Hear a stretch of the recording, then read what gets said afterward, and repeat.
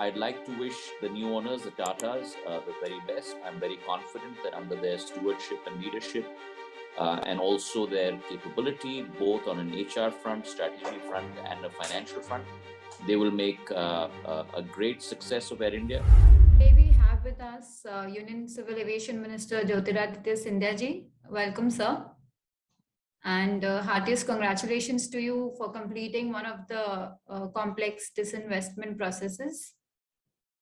Thank you so much. Thank you so much. Sir, so first, we would want to understand from you that I'm sure it would have been one of the most difficult processes.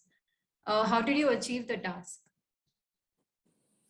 Well, Neha, this process, as you know, let me just say this, that first of all, the commitment and the directive and the strong decision-making capability of the Prime Minister is what gave us the confidence to go ahead with this process.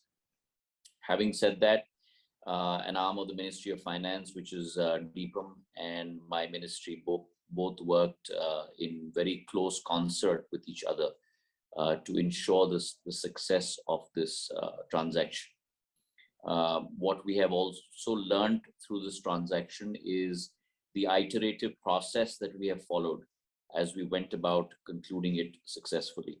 And so initially, we had talked about 76% sale of Air India, which then went up to a golden share possibility to a 100% stake route. We then looked at the full debt being taken over by the owners, then a proportion of debt, and then finally we left it to the formula on an EV basis, enterprise value basis, a combination of 85% debt and 15% equity. So the first lesson that you learn is that this process has to be iterative, it has to be consultative, it has to be, and as you go along, you keep refining the process. And I think that outlook of the government is something that has really helped in terms of making this transaction happen. So we've put that notion across that we are a flexible government, we're a government that wants to see the best outcome possible. And with that in mind, then success is something that comes as the final outcome of the process. So I'd like to wish the new owners, the Tatas, the very best. I'm very confident that under their stewardship and leadership, and also their capability, both on an HR front, strategy front, and a financial front, they will make a great success of Air India. And in the time to come, Air India will regain its lost place in not only in our domestic skies, but in the international skies as well. Right. So talking about this, according to you, what does this privatization process mean to the aviation sector, which of course all of us know has been hit because of the pandemic? Well, I think if you look at very clearly first, Neha, the positivities of this transaction and the positive spin-offs are for each stakeholder in this ecosystem. Whether it is the government in terms of the current state of play, where we had close to about 83,000 crores in losses over the last 14 years since the merger of Air India and Indian Airlines. Combine that with an equity infusion of 54,000 crores over these last 14 years, government guarantee of another 53,000 crores. So you're talking about an additional 109,000 crores. And then looking at a debt burden of close to about 60 to 65,000 crores. So you're talking about 2.5 lakh crores of taxpayer money, your money, the common man's money, being directed towards keeping this enterprise afloat. Losses of close to 20 crores a day, which is 7,500 crores a year over the last 3 to 3.5 years. So first of all, the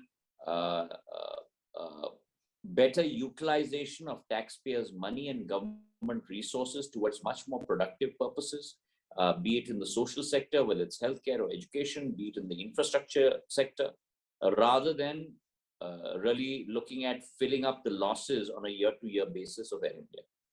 So that's as far as government is concerned. As far as the civil aviation sector is concerned, there too, you had a very skewed market in terms of the number of players and very marginal shares. You will now have a player with a rather decent amount of market share, in addition to the major player in the market. And therefore, you're going to see some level of consolidation taking place. For the customer, also a win-win situation, because you're going to see a much better value proposition coming forward. The Tatas are already talking about greater on-time performance, greater facilities on board, better in-flight menus. So all of these initiatives that they're taking, and I'm sure that at the end of the day, you will have a win-win situation across the board. The macro question that you asked with regard to civil aviation, we have gone through a very difficult time through Alpha and Delta. When I took charge on the 7th of July of last year, we were operating between 50 to 62% capacity. We have slowly grown that to 100% capacity by 18th of October. In the month of November and December, we were operating close to at what were pre-COVID levels of passenger annual traffic, daily traffic, close to about 4 lakh passengers per day. We were operating between 3.8 to 3.9 lakh passengers per day. So we were almost back to normal. But then Omicron hit us, and has been another serious body blow. But I have full confidence that we will re-emerge as a key center for infrastructure, for transportation, and for travel in the days to come once we pass through this the Omicron phase. So what is it like not having a national carrier anymore? Well, I think every carrier with an Indian flag is part of our nation's pride.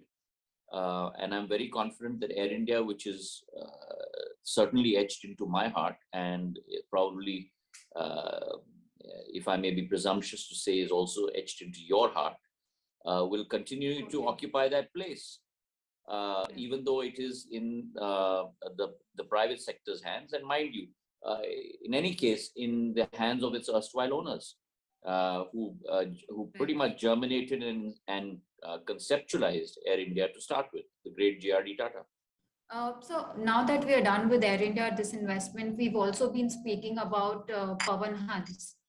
Anything on Pawan Hans disinvestment that is going on currently? Well, as you know that a very similar and analogous process to Air India is ongoing with regard to Pawan Hans. There are certain clearances that are required before the financial bids are opened, and we are in that process right now. Over the next few days and next few weeks, things should become clearer, and when the financial bids are open, then they would be also presented before everyone. Right. And so what about the engineering arm of Air India? We've also been speaking about putting that on sale. Well, at this point, the 4 remaining subsidiaries of Air India and all the non-core assets of Air India itself, i.e. land, buildings, all other assets, have been moved into the holding company, AIHL, Air India Assets Holding Limited. That company has been funded by equity by the government. And mind you, another fact that should be also placed on record is that all liabilities of Air India have been taken care of prior to it changing hands.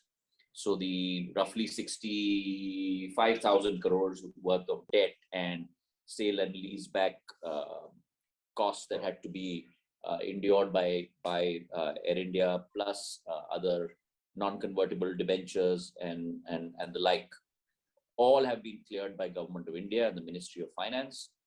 So that balance sheet is completely clean, and so is the balance sheet of Air India Assets Holding Limited completely clean, which today houses an equity of 65,000 crores from the government and assets of the 4 subsidiaries of Air India and all the non-core assets of Air India itself.